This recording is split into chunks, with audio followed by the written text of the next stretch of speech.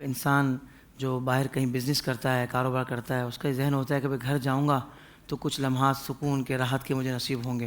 مگر اگر میاں بیوی میں محبت کا تعلق نہ ہو، اس طرح پیار محبت کا رشتہ نہ ہو، تو پھر گھر جا کر بھی سکون قرار جو تھوڑا بہت آفس میں مل رہا تھا وہ بھی گھر جا کر چلا جاتا ہے. بالکل. تو کوئی ایسا وظیفہ بتا دیں کہ میاں بیوی میں محبت بڑھ جائے اور ایک پیار محبت کا رشتہ مزید مضبوط ہو جائے.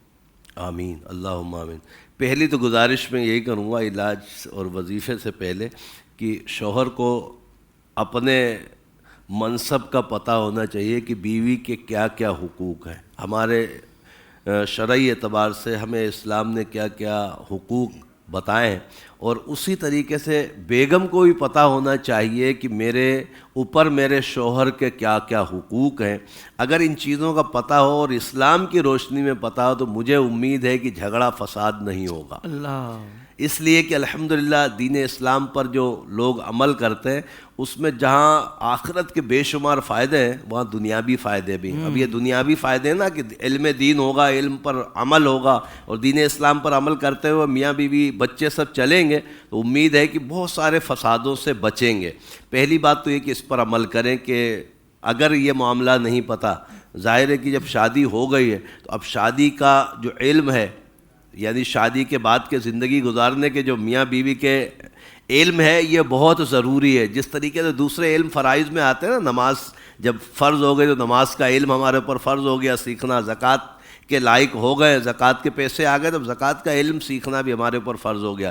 اسی طریقے سے جب زوجین آپس میں میاں بیوی بنے تو اس کا علم بھی ہمارے اوپر سیکھنا فرض ہو گیا کہ ہمیں کون کون سے حقوق کے ساتھ چلنا ہے. دوسری بات یہ ہے، ایسی بہنیں جو اپنے شوہروں سے خواہ میں پریشان ہیں، اب یہ دیکھ لیں کہ خواہ میں پریشانیاں آپ خود بھی پریشان کرتی ہیں، تیلی لگاتی ہیں، تو اس پہ ظاہر ہے کہ پھر شوہر کو غصہ آئے گا، اور شوہر حاکم ہے. اسلام نے شوہر کو حاکم بنایا بیوی کے اوپر، تو اب حاکم کو اگر تنگ کیا جائے تو ظاہر ہے وہ اپنی کچھ وہ دکھائے گا.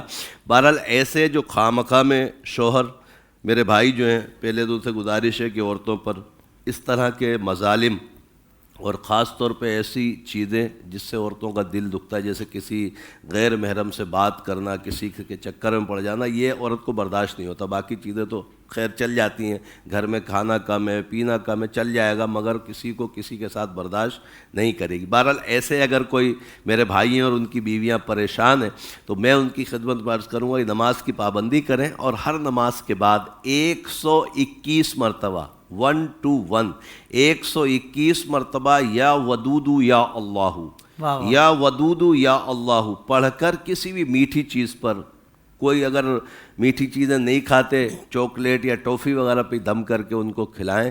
اللہ کے عطاؤں سے انشاءاللہ امید ہے کہ انڈرسٹینڈنگ ہوں گی، مگر آپ کی اپنی غلطی ہو تو اس کو بھی ضرور سامنے رکھیں کہ آپ کی غلطی کی وجہ سے تو شوہر ناراض نہیں، پتہ لگا آپ وظیفے پڑھے جا رہی ہیں ان کو راضی کرنے کے لیے اور اپنی حرکات سے باز نہیں آ رہی، تو اگر حقیقی طور پر ان کی غلطیاں ہیں تو اس وظیفے کو پڑھیں. اور امام اہل سنت شاہ احمد رضا خان علیہ رحمۃ الرحمن نے بہت ہی پیارے وظائف کے جو ہمارے عقائد ہیں کہ ہمیں کس حدود میں تعویذات دینا ہے، کس حدود میں میاں بیوی کے معاملے میں وظائف دینا ہے. اس لیے کہیں ایسا تو نہیں ہے کہ ایسا کوئی وظیفہ عامل یا ایسا کوئی تعویذ بیوی کو دے دے کہ شوہر اس کے سامنے محکوم بن جائے.